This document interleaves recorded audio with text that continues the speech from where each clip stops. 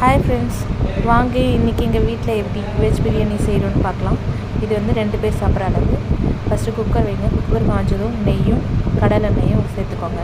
எண்ணெய் காஞ்ச பிறகு பிரியாணி மசாலா எல்லாத்தையும் ஆட் பண்ணிக்கோங்க.